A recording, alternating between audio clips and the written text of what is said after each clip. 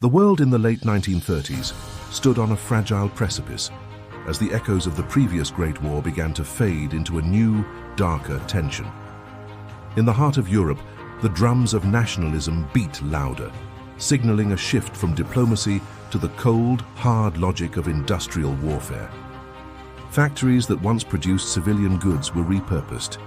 Smoke springs choked the sky as the gears of war machines began to turn with terrifying efficiency. September 1939.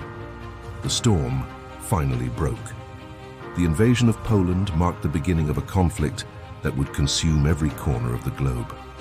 Blitzkrieg, lightning war, redefined the battlefield.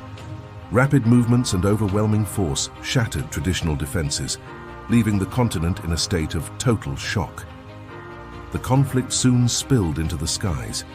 Over London and beyond, the roar of engines and the whistle of falling ordnance became a daily reality.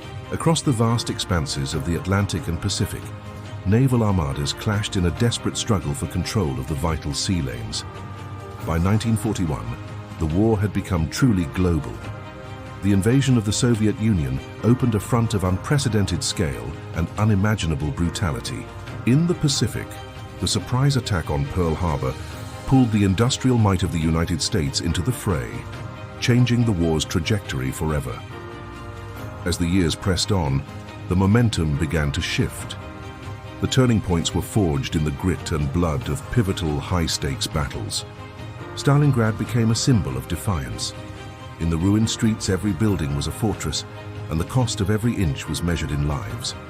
Behind the front lines, in quiet, smoke-filled war rooms, commanders moved markers on maps, deciding the fate of millions with a single order, June 1944. The D-Day landings launched the liberation of Western Europe. The largest amphibious invasion in history breached the Atlantic Wall. In the Pacific, the island-hopping campaign pushed closer to the Japanese mainland, characterized by fierce jungle fighting and grueling naval engagements. As the Allied forces closed in from all sides, the once mighty empires that started the war began to crumble under the weight of their own ambition.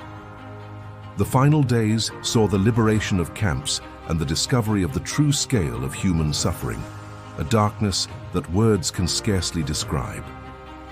In May and August of 1945, the guns finally fell silent. The war ended not with a celebration, but with a weary global exhale. What remained was a landscape of ruin. Great cities, the jewels of civilization, had been reduced to mountains of brick and twisted steel. Millions were displaced, wandering through a world that no longer looked like the one they had known before the storm. From the ruins, a new world order would emerge, but the scars of the conflict would remain etched into the geography and the soul of humanity. We remember the battles, the strategy, and the politics, but we must also remember the human cost, the lives lost, and the homes destroyed. History is not just a record of the past, but a warning for the future.